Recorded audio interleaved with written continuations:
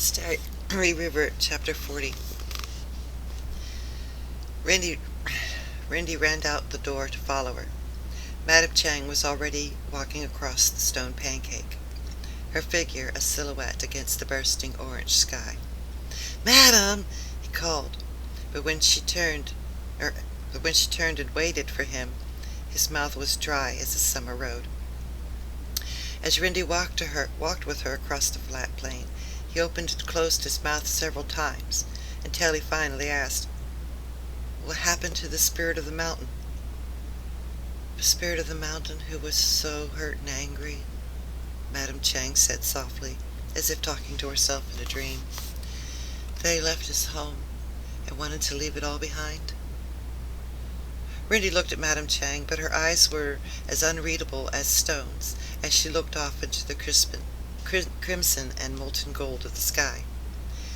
But he carried that anger and unhappiness with him, and he could never really rest, never truly find peace, Madame Chang said.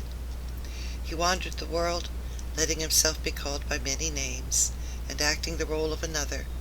All he wished was to forget, until finally he did. Rindy followed her gaze to where the line of the land cut and the sun so that it looked like a sliced orange. They continued walking, and her pace did not slow. But in his quest to forget, he let himself forget everything, Madame Chang said. Instead of losing his unhappiness, he lost himself and the things he held dearest. With each step they took, the fire of the sun burned away, and the night began to unroll across the sky like a length of black fabric. "And we," Madame Chang said, "lost the moon. But the moon was found, and now it was before them, its steady glow thinning." Wait, was she talking? Oh, excuse me. "And we," Madame Chang said, "lost the moon. But the moon was found, and now it was before them, its steady glow thinning the sky around it to a silver mist, like a carved wooden stone." Master Shan sat cross-legged and was reading. His blue cloth bag, brought to him earlier by Madame Chang, lay limply beside him. As they approached, he looked up and met Madame Chang's eyes. "When?" Mr. Shan asked. "Tomorrow," she said, and Rindy looked at them both curiously, feeling as if he was at a meeting not meant for him. But the old man looked at him, his gaze piercing and powerful, but not unkind. "Rindy," Mr. Shan said, "it is time for all of us to return." Rindy knew that was his sign to leave. But when Madame Chang handed him a lantern to light his way back to the inn, he couldn't help but asking another question. "Madame Chang," Rindy asked, "why did you want me to tell stories?" "Because I wanted to know you," Madame Chang said. "And when people tell stories, they share things about themselves." And Rindy looked into her eyes, the light in them illuminating his own thoughts. "My stories were about me," Rindy said slowly. "Were your stories about you?" Madame Chang smiled, put her hand on Rindy's shoulder, and touched his forehead with hers. "Goodbye, Rindy," she said softly, and then she released him into the night. Chapter 41. The next morning, Rindy awoke to a sad knocking on his door. When he opened it, a tear-stained, miserable Pei stood in front of him. "She lied," Pei said, her lip trembling as a fresh tear rolled down her cheek. "Who lied?" Rindy asked. "Madame Chang," Pei said, a sob threatening to take over. "She's gone. She left, even though she promised." Rindy rushed to Madame Chang's room. Pei was right. Madame Chang was gone. The room was empty. except for the beams of the sun that draped themselves on the carved wooden table and bed. Pei joined Rindy at the door, and they both stood staring. "I can't believe it," Rindy said. His voice was hollow as he felt inside. Even though the villagers had largely disregarded Madame Chang's word after she left the inn, he had believed her. But now she was gone. "Can't believe what?" Jiming said behind them. They both turned and looked up at Jiming, dejected. "Madame Chang left," Pei said, tears threatening again. Without Madame Chang, Jiming's departure was now certain. Jiming frowned as he glanced at the bare room. "Did she pay her bill?" "Yes," Rindy said indignantly. "She even paid in advance." "Well, then there's nothing to get gloomy about," Jiming said in a jolly tone. "Sometimes people have to leave." "But," Pei started. "Come on, baby sister," Jiming said, swinging up Pei up into the air. "No sad faces. Your brother is getting married today." In spite of herself, Pei laughed. Jiming had to leave as well, but he had obviously decided to enjoy the day as much as possible. Pei landed on the floor, and Rindy watched as she set her face into a grim smile. He knew she was determined not to spoil Jiming's day. The whole village was attending the wedding, and the day was full of hectic activity. Rindy was sent hurrying back and forth for water, while Jiming and Master Chow butchered a pig for that evening's wedding banquet. Pei was sent up to help Mei Lan, who was frantically sewing. "We're breaking many traditions," Widow Yan said, shaking her head as Master Chow, Jiming, and Rindy brought over tea and wine as betrothal gifts. "No matchmaker, no bridal cakes. We don't even know if this is an auspicious day." "No, it's auspicious," Jiming said. "Any day I get married is auspicious." They all laughed, but underneath the laughter there was a stream of sadness.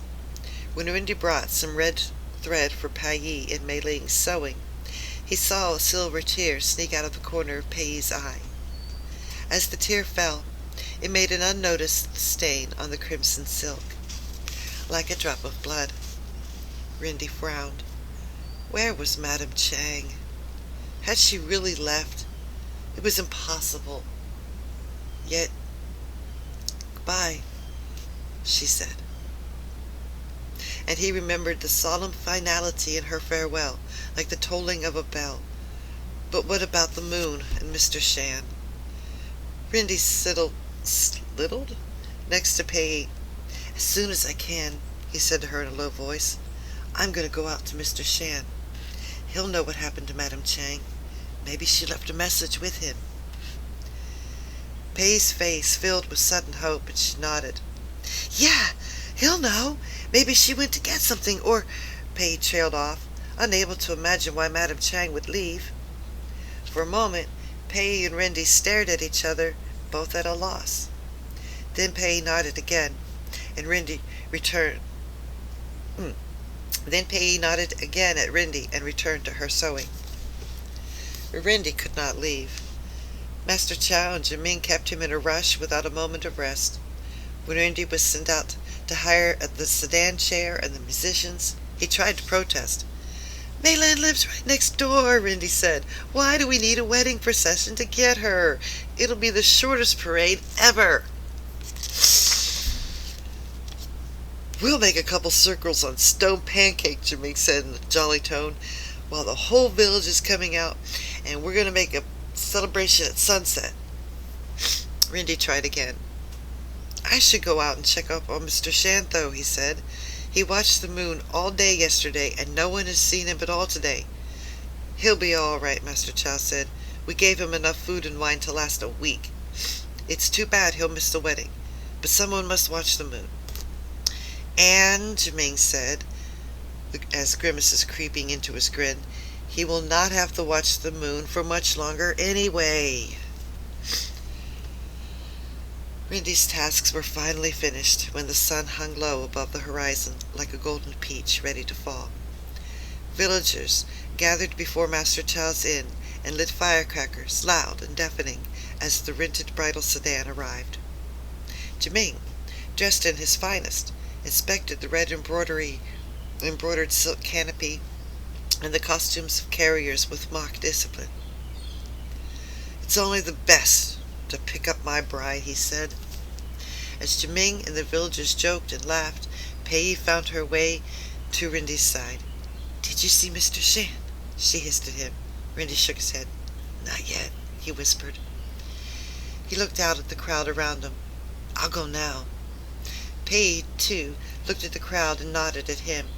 She began to cheer loud enough for two, and he scurried away, both of them hoping their questions would be answered by the old man by the moon.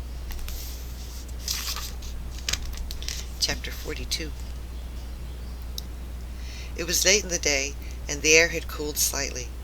As Rindy walked across the stone plain, a tender breeze stroked the earth, and the sun seemed to have softened its glare. There was still no rain, however, and the snail shells Rindy had dropped were brittle and dry.